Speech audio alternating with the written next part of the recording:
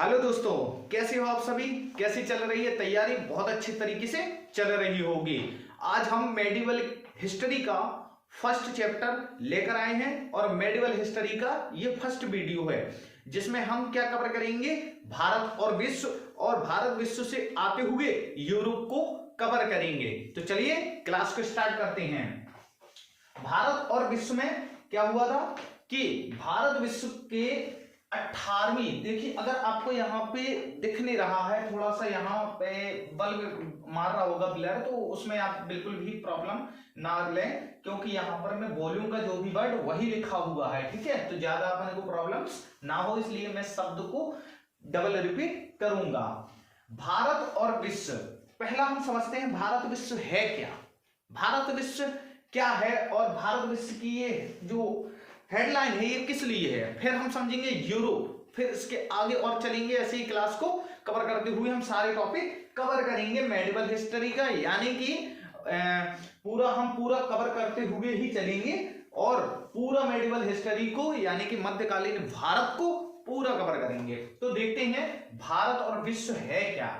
भारत और विश्व में 8वीं से 18वीं सदी तक के 1000 वर्षों में महत्वपूर्ण परिवर्तन यूरोप एशिया में, यानी कि जो परिवर्तन आए हुए थे भारत और विश्व में, वो कब आए हुए थे, 8वीं से 18वीं सदी के 1000 वर्षों में महत्वपूर्ण परिवर्तन आए हुए थे। कब आए थे बच्चों, 8वीं सदी से 18वीं सदी, और कितने 1000 वर्ष में महत्वपूर्ण परिवर्तन आए हुए थे। क्या हुआ था इसमें, यूरोप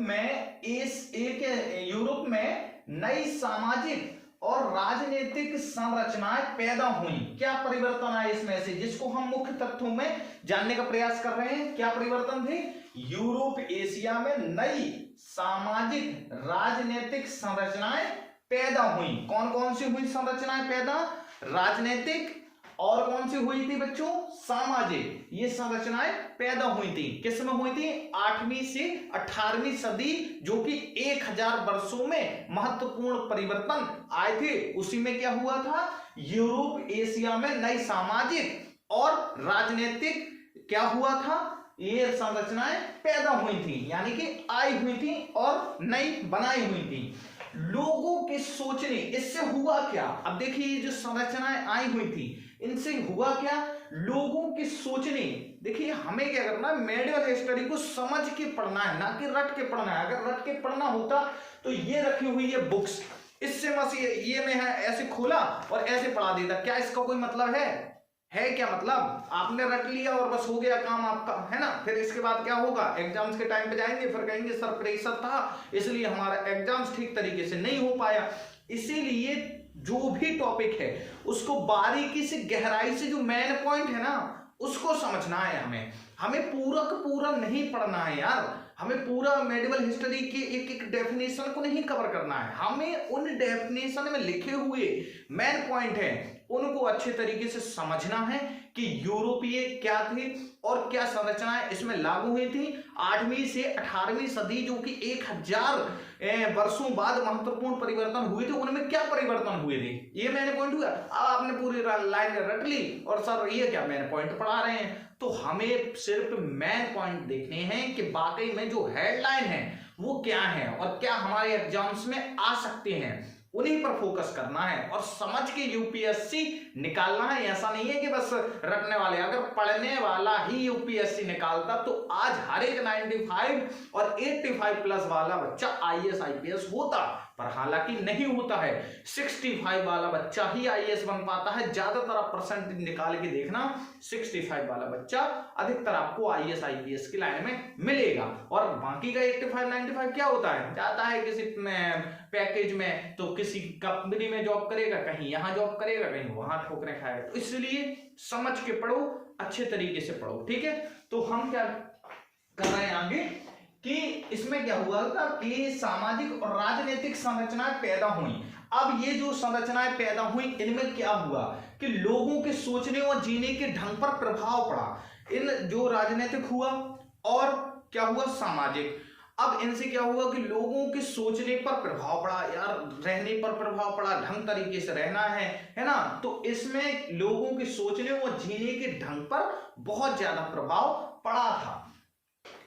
गहरा प्रभाव डाला, किसने डाला था? इन्हीं ने, राजनीतिक और सामाजिक संरचनाओं ने किस पर प्रभाव डाला था? लोगों की सोचने और जीने के ढंग पर। ठीक है, इसका परिवर्तन भारत पर भी पड़ा था। यह बात पूरे विश्व की थी, विश्व की बात चल रही थी, इसका प्रभाव भारत पर भी पड़ा था। ऐसा नहीं है कि हम सिर्फ विश्व में ही पूरा पड़ा, वो भारत में नहीं पड़ा। तो इसका परिवर्तन भारत पर भी पड़ा, क्योंकि भूमध्य सागर के इर्द गिर्द के क्षेत्र में पैदा विशाल साम्राज्यों के साथ क्या था? भारत का बहुत संबंध था। ठीक है, और इसमें क्या हुआ था? इसका परिवर्तन भारत पर इसलिए पड़ा क्योंकि भूमध्य सागर के इर्द गिर्द के क्षेत्र जो थे उसमें पैदा विशाल साम्राज्य के साथ, अब कौन कौन साथ में थे? अब इसके साथ कौन कौन से? रोम, फारसी साम्राज्य शामिल थे। कौन कौन से थे? रोम था और फारसी थी, ये साम्राज्य इसमें शामिल थे। क्या था इसमें? भारत के व्यापारिक सांस्कृतिक संबंध थे। किन से संबंध थे? रोम से और फारसी साम्राज्य से। रोम साम्राज्य से और फारसी साम्राज्य से भारत के कौन से संबंध थे? व्यापारिक और सांस्कृतिक। अगर क्वेश्चन यहां से आ जाए कि भारत के रोम और फारसी साम्राज्य से कौन से संबंध थे, तो बच्चों कौन से संबंध थे? व्यापारिक और सांस्कृतिक। ठीक है, अब हम इतना हमने कवर किया है भारत और विश्व के बारे में, थोड़ा सा अच्छे तरीके से हेडलाइन के बेस पर समझा। अब हम एक यूरोप को समझते हैं। यूरोप में क्या हुआ था? यूरोप क्या था? तो यूरोप को थोड़ा सा देखते हैं प्रकाश डालकर कि यूरोप में क्या हुआ था। इतना समझ में आ गया? नहीं आया तो एक बार ऑनलाइन को कवर कर लेते हैं। भारत और विश्व में 8वीं से 18वीं सदी तक के 1000 वर्षों में महत्वपूर्ण परिवर्तन आए, जिसमें यूरोप एशिया में नई सामाजिक राजनीतिक संरचनाएं पैदा हुई। तो इनसे क्या हुआ? लोगों के सोचने और जीने के ढंग पर प्रभाव पड़ा। अब प्रभाव पड़ा तो इसका परिवर्तन भारत पर भी दिखा। अब भारत पर क्यों दिखा? भूमध्य सागर के इर्द गिर्द के जो क्षेत्र थे वो पैदा और विशाल साम्राज्यों के साथ थे। अब साथ में कौन थे? रोम था और फारसी था। और रोम फारसी के साथ जो साम्राज्य शामिल थे भारत के, इनके साथ बहुत अच्छे व्यापारिक और सांस्कृतिक संबंध थे, इसलिए भारत पर इनका प्रभाव पड़ा था। ठीक है, अब बढ़ते हैं हम यूरोप की तरफ। यूरोप में है क्या? यूरोप में 6ठी सदी की तीसरी चौथाई तक शक्तिशाली रोमन साम्राज्य, जिसमें यूरोप भूमध्य सागर क्षेत्रों में एक किया था। क्या हुआ था कि जो यूरोप 6ठी सदी के तीसरी चौथाई तक के शक्तिशाली रोमन साम्राज्य थे, उसमें यूरोप भूमध्य सागर क्षेत्रों को एक किया था। किसने एक किया था बच्चों? रोमन साम्राज्य। ठीक है, ये अपने को इतना कवर हुआ। अब जो रोमन साम्राज्य था भूमध्य सागर क्षेत्रों को एक किया था, यह क्या था? 2 भागों में बटा हुआ था। तो इसमें से 2 भागों में से एक तो है जिसका जिक्र है कि पश्चिमी भाग का जिक्र है। पश्चिमी भाग की जो राजधानी थी बच्चों, वो कौन सी थी? रोम राजधानी। पश्चिमी भाग था, कौन था? 2 भागों में बांटा गया था। किसको बांटा गया था? रोमन साम्राज्य को। रोमन साम्राज्य क्या था? यूरोप भूमध्य सागर क्षेत्रों को एक करने वाला साम्राज्य था। और यह क्या था? 2 भागों में बटा हुआ था, जिसमें से पश्चिमी भाग को जिक्र किया गया। पश्चिमी भाग में इसकी राजधानी क्या थी बच्चों? रोम राजधानी थी इसकी।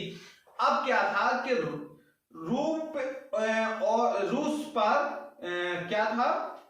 जर्मनी से आने वाले स्लाव। ठीक है, जर्मनी से आने वाले स्लाव और जर्मन कबीलों को रौंदा। किसने रौंदा बच्चों? रोमन साम्राज्य। ठीक है, जो रोमन साम्राज्य निकले उससे क्या हुआ कि रोम की राजधानी तो निकली, और जो पश्चिमी भाग थे वहां से कुछ क्या हुए कि आए हुए जर्मनी से आने वाले इस्लाम और जर्मन कबीलों को रौंदा। जर्मन कबीलों को क्यों रौंदा? ये पूरे खेड़ों में आए हुए थे, एक बहुत बड़े कबीलों को रौंदते हुए कबीले आए हुए थे। कबीले कौन आए हुए थे? बाहरी क्षेत्र से आए। इन्होंने क्या हुआ, सारे जो उनके कबीले थे और भी उनका सोना चांदी था, ये सारी चीजें लूटपाट कर ली, पूरा इधर की इधर इधर बेवथर कर दिया पूरा, है ना। सारी चीजों को लूटपाट करके निकल गए। कौन आए हुए थे बच्चे? कबीले नाम से जाने जाते थे, तो इनको कबीलों को रोकने वाले थे, इसलिए इनको कहा जाता था। कहां से आए हुए थे? जर्मनी से आने वाले इस्लाम थे। ठीक है, इस्लाम और जर्मनी कबीलों को रौंद दिया था इन्होंने। अब क्या हुआ था? प्राचीन रोम, ठीक है, प्राचीन रोम साम्राज्य की राजधानी पूर्वी भाग बेजंतीन या कुस्तुनतुनिया, क्या है? कुस्तुनतुनिया में थी। ठीक है, कुस्तुनतुनिया में थी। कौन थी? प्राचीन रोम साम्राज्य की राजधानी, जो कि पूर्वी भाग बेजंतीन या कुस्तुनतुनिया में थी। इस साम्राज्य को, अब जो जो ये साम्राज्य था कौन सा था? प्राचीन रोम साम्राज्य। यह साम्राज्य जो था, इस साम्राज्य को बेजंतीनी साम्राज्य कहा जाता था। कौन सा साम्राज्य बच्चों कहा जाता था? बेजंतीनी साम्राज्य। किसको कहा जाता था? जिसकी राजधानी कौन सी थी? बेजंतीन या कुस्तुनतुनिया थी।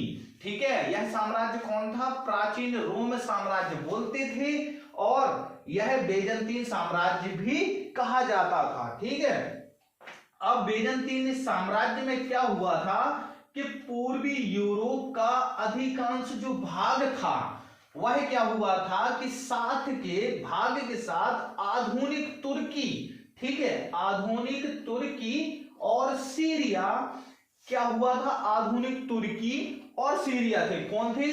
पूर्वी यूरोप का अधिकांश भाग था। कौन था भाग? बेजंतीना। बेजंतीना या बेजंतीनी साम्राज्य कहते थे, बेजंतीन वैसा उसका राजधानी। ठीक है, अब क्या था इसका कि जो बेजंतीनी था वह पूर्वी यूरोप का अधिकांश भाग था। अधिकतर जो भाग था वह कौन सा था? बेजंतीनी। किसका था? पूर्वी यूरोप का अधिकांश भाग था। इसके साथ में क्या था कि साथ ही आधुनिक तुर्की और सीरिया था।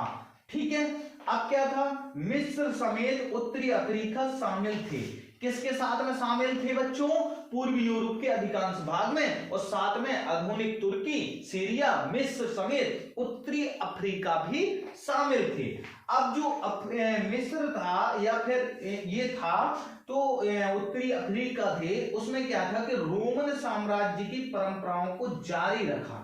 किसने बच्चों रखा था? जो हमारा आधुनिक तुर्की और सीरिया था, मिस्र समेत उत्तरी अफ्रीका शामिल थे, इन्होंने रोमन साम्राज्य की परंपराओं को जारी रखा। ऐसा नहीं है कि परंपराओं को खत्म कर दिया था। ये आए, फिर इनका क्या हुआ? एक अलग शासन बनना, बेजंतीनी साम्राज्य कहने लगे। फिर इसके बाद क्या हुआ कि यूरोप का अधिकांश भाग इनको दिया।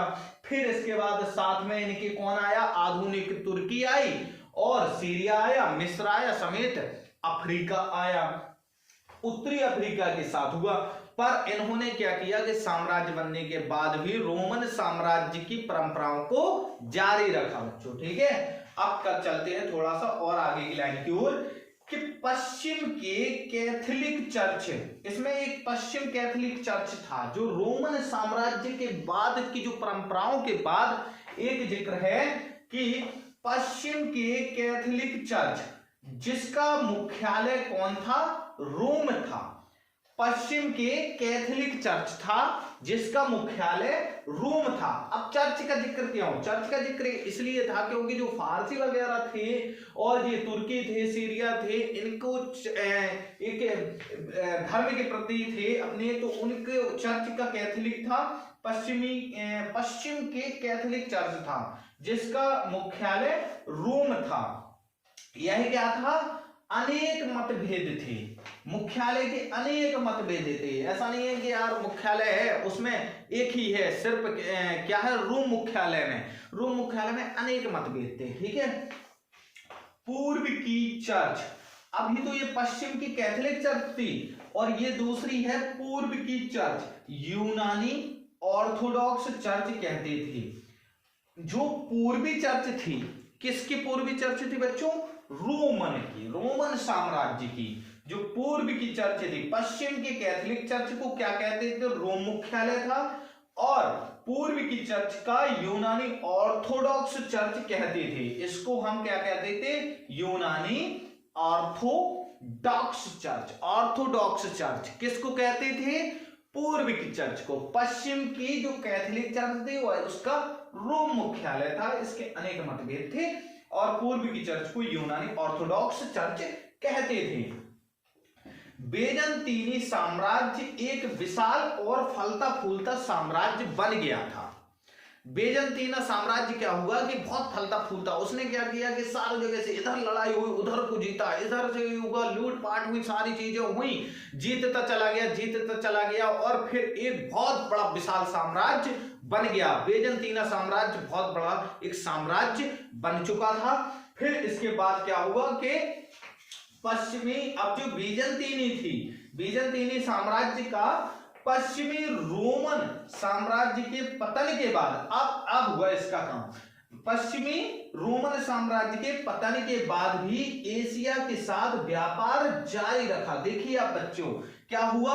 इतना फलता फूलता साम्राज्य बन गया था, इतना विशाल साम्राज्य बन गया था कि पश्चिमी रोमन साम्राज्य के पतन के बाद भी एशिया के साथ इसने अपना व्यापार जारी रखा, खत्म नहीं किया। पतन भी हो गया, यानी कि लड़ाई दंगे भी हो गए, बातचीत मतलब जो भी है उनका हो गया, पतन हो गया, लड़ाई दंगे हो गए, एक दूसरे में मारा पिटी, सारी चीजें हो गई। फिर भी देखो क्या हुआ कि साम्राज्य तो गया, यानी कि पतन हो गया। किसके साथ हो गया था? रोमन साम्राज्य के पतन के बाद भी बेजंतीनी ने क्या किया? एशिया के साथ अपना व्यापार जारी रखा। क्यों व्यापार जारी रखा था? क्योंकि उसको पता था कि अगर हम व्यापार जारी नहीं रखते हैं तो कहीं ना कहीं हम और ज्यादा अपनी आर्थिकता में खराब हो जाएंगे। इसलिए उसने, बेजंतीनी ने अपना व्यापार जारी रखा, चाहे उसका रोमन से कोई भी पतन हो गया हो। इसी वजह से उसको बेजंतीनी को जिक्र किया गया कि बहुत विशाल साम्राज्य बन गया था। आगे है कि शासन और सांस्कृतिक परंपराएं पैदा की। क्या की? शासन तो चलाया, सांस्कृतिक परंपराएं भी पैदा की।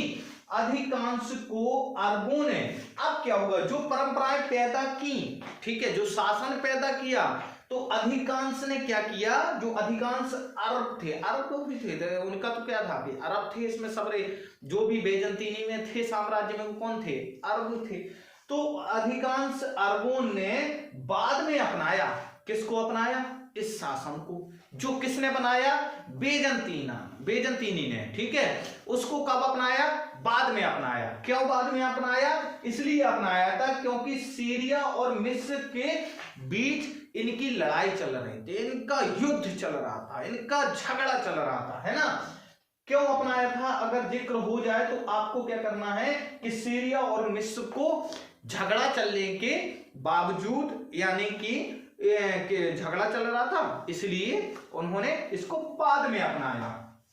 अधिकांश ने इसको बाद में अपनाया। फिर जब सीरिया और मिस्र को जीत लिया, तब इन्होंने क्या किया कि जो बेजंतीनी का शासन था और संस्कृति थी उसको अपनाया और फिर अपना बनाया। विदेशी घरेलू व्यापार को भारी धक्का लगा। क्यों लगा था बच्चों भारी धक्का? पता है भारी धक्का इसलिए लगा क्योंकि एक तो क्या हुआ था कि सीरिया और मिस्र को जीता, फिर इसके बाद क्या हुआ कि विदेशी घरेलू, जो विदेश से व्यापार हो रहे थे उसमें भी धक्का लगा, और जो विदेशी व्यापार उसमें तो धक्का लगा ही, घरेलू व्यापारों में जो अपने शहरों के व्यापार हो रहे थे, उनके क्षेत्रों के व्यापार हो रहे थे, उसमें भी उनको क्या हुआ? बहुत तेजी का धक्का लगा, है ना। धक्का बहुत तेजी का लगा। अब क्या हुआ बच्चों कि जब धक्का लगा, इसका कारण क्या था? कारण था इसका सोने का अभाव था। सोने का अभाव था। क्यों सोने का अभाव था? डर भय था कि यार सोना कैसे, क्या कहां से करें यार, ये सोना जो रखा, ठीक है, इसी का कारण था, सोने का अभाव था, जिसके वजह से इनके घरेलू व्यापार और विदेशी व्यापारों में काफी कमी महसूस हुई। धक्का लगा मतलब कमी महसूस हुई बच्चों, ठीक है, इसी वजह से, क्योंकि उसका कारण था सोना, है ना। अब क्या था कि जो सोने का कारण था, जो सोना था वह रोम वाले अफ्रीका से पाते थे। जो सोना था रोम वाले कहां से पाते थे? अफ्रीका से, है ना। क्वेश्चन अगर आ जाए कि रोम वालों को सोना कहां से मिलता था, तो अफ्रीका वालों को रोम सोना यहां से, कहां से? रोम वाले को अफ्रीका से पाते थे। अफ्रीका से रोम वाले सोना पाते थे, ठीक है, सोना पाते थे, है ना। और क्या है कि लंबे समय से 6वीं से 10वीं सदी तक के काल को, जो लंबा समय था, यानी कि 6वीं से 10वीं तक का सदी का काल जो था, उसको अंधकार युग अंधकार युग कहते थे। जो लंबा समय चला ना उसका, 6वीं सदी से, सॉरी थोड़ा सा गले में आ गया स्क्रैच, एक तो सुबह का बज रहा है 4:30, तो क्या है कि थोड़ा सा सर्दी बहुत ज्यादा है। टेम्परेचर अगर मैं आपको दिखाऊं तो आप बिलीव नहीं करोगे, 4 डिग्री सेल्सियस टेम्परेचर है अभी पारा, है ना, झांसी में। तो बहुत ज्यादा अभी थोड़ा सा सर्दी के माहौल की वजह से, पर क्या है कि वीडियो तो हमें रिकॉर्ड करनी है, आपकी मेहनत के लिए आपके साथ खड़े हुए हैं, है ना, आपकी पढ़ाई अच्छे तरीके से हो, इसलिए हम अपनी वीडियो में बिल्कुल भी रुकावट नहीं डालेंगे। बाकी आप लोग अपना घर से पढ़ें और क्लास जरूर किया करें। क्लास से क्या होगा कि आपका कोई भी डाउट्स नहीं रह जाएगा, और जो समझने की प्रतिक्रिया है, कहीं ना कहीं क्या होता है कि पढ़ने के लिए, देखो बहुत सारे स्टूडेंट हैं जो पढ़ते हैं, बहुत मेहनत करते हैं, आईएएस बन सकते हैं ना यार, पर आईएएस नहीं बन पाते। क्यों नहीं बन पाते? क्योंकि उनकी जो समझ होती है वो कहीं ना कहीं अधूरी रहती है। पढ़ाई तो फुल होती है, बहुत से मैंने ऐसे स्टूडेंट देखे हुए हैं जिनको पॉलिटी बहुत अच्छी तरीके से रटी हुई है, मेडिवल हिस्ट्री, पूरा हिस्ट्री, जियोग्राफी, एंशिएंट वेंशिएंट सारी चीजें रटी हुई हैं, करेंट्स बहुत अच्छी पकड़ है, फिर भी उनका सिलेक्शन नहीं हो पाता है। क्यों नहीं हो पा रहा है? कहीं ना कहीं उनने रट तो रखा, एनालिसिस करना नहीं आता, है ना। जब वो वहां एग्जाम्स में बैठते हैं तो उस प्रेशर को झेलना नहीं आता, उस प्रेशर को मैनेज करके नहीं रखना आता। अगर आपको एक एग्जाम्स हॉल में टाइम मैनेज करना नहीं आ रहा है तो बिलीव मानिए आप कुछ बेहतर नहीं कर पाएंगे। इसलिए टाइम मैनेज करना बहुत इंपॉर्टेंट है। सबसे ज्यादा सिलेक्शन जो 1% बच्चों का सिलेक्शन होता है, 99% का नहीं होता। इसकी वजह यही है कि एग्जाम्स हॉल में बच्चे का टाइम मैनेज ना हो पाना और वह भयभीत हो जाना, इसी वजह से 99% का सिलेक्शन नहीं होता, 1% बच्चे का सिलेक्शन होता है। टफ है, देखो अगर एग्जाम्स टफ है तो हम थोड़े आसान करने वालों में से हैं, हम भी तो टफ मेहनत करने वालों में से हैं। हमेशा एक ही संघर्ष रखो, स्ट्रगल करो, दिमाग में एक ही बात रखो, हाँ भाई एग्जाम्स टफ है, सीटें कम है, सबको पता है, हमें भी पता है ना, सीटें कम है, 1000 सीटें हैं, 12 लाख बच्चे फॉर्म भर रहे हैं, और सिलेक्शन कितने का होना है? मात्र 1800 मानते हैं, 1000 लेके चल रहे हैं, 1800 का सिलेक्शन होना है, 12 लाख अप्लाई होती हैं, तो सर कहां से? हाँ मैं मानता हूं टफ है एग्जाम्स, मैं मानता हूं बहुत बड़ा सिलेबस है, मैं मानता हूं कि एग्जाम्स को पास करना इतना आसान नहीं है, पर क्या हम इन चीजों के लिए बने हैं? क्या ये चीजें समाधान है? ये सोचकर बैठ जाना समाधान है कि नहीं टफ है एग्जाम्स, नहीं सिलेबस पड़ा है, नहीं इसमें सीटें कम आती हैं, बहुत बच्चे अप्लाई करते हैं? समाधान ये नहीं है बच्चों, समाधान है स्ट्रगल, समाधान है मेहनत, समाधान है डे नाइट स्टडी करना।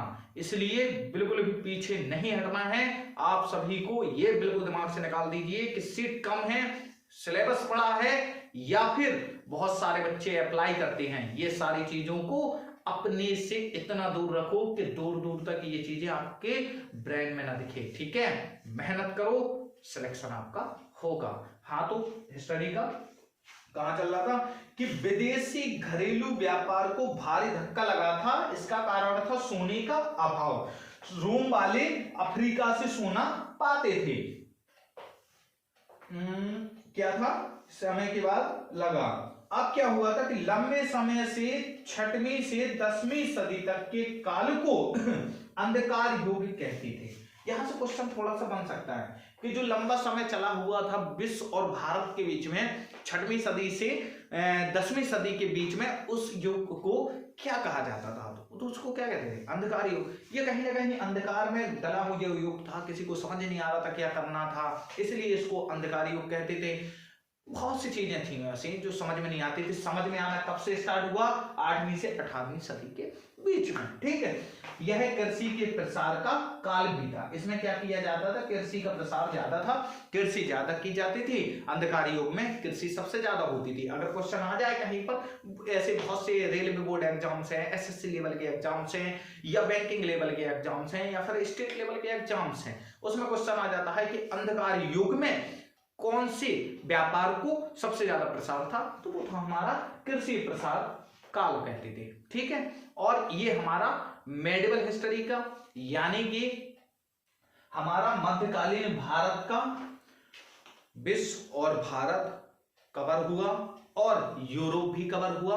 अब हम आगे नेक्स्ट वीडियो में नेक्स्ट पार्ट पर चर्चा करेंगे। अब इस वीडियो को हम पार्ट 1 के माध्यम से अपलोड करेंगे, जिसमें हम लिखेंगे भारत और विश्व और यूरोप। ठीक है, और इसको डाल देंगे पार्ट 1। पार्ट 2 में सारी चीजें कवर आपको मिल जाएंगी। मेडिवल का विश्व और भारत पूरा कवर मिल जाएगा। अगर कोई भी डाउट्स रहता है स्टूडेंट्स, तो प्लीज कवर कीजिए और आप कमेंट जरूर कीजिए, है ना, और मेहनत कीजिए। कवर हमारा सिलेबस इसी प्रकार से रेगुलरली से होगा, और 10 जनवरी से कोशिश करते हैं कि सीसेट लेकर के आते हैं। आप लोग कमेंट करना कितने लोग चाहते हैं कि सर सीसेट की क्लास लाएं। ठीक है, सीसेट बहुत अच्छा है मेरा, तो आप सभी का सीसेट इतना अच्छा करा देंगे, सीसेट में आपको ज्यादा प्रॉब्लम नहीं आएगी, है ना। सीसेट मुझे इतना अच्छा आता है कि आप तक बहुत अच्छे तरीके से आसानी से पहुंचेगा। तो इसलिए आप लोग कमेंट करें ज्यादा। अगर स्टूडेंट्स का कमेंट आया कि सर 10 जनवरी से स्टार्ट कर दीजिए, तो 10 से स्टार्ट कर देंगे। अगर कमेंट कम आया तो हम उसको थोड़ा सा और पीछे मतलब कवर करने का तो कोशिश करेंगे, तो हम 20 जनवरी के बाद स्टार्ट करेंगे। अगर कमेंट आ गया तो 10 तारीख से स्टार्ट है, इसी 10 जनवरी से। आप लोग कमेंट कीजिए कि अभी स्टार्ट करें या बाद में सीसेट स्टार्ट करें, मजा आएगा सीसेट में, आप देखते रहना। ठीक है, और अभी इसी प्रकार से अब वीडियो को समाप्त करते हैं। तो जय हिंद, जय भारत।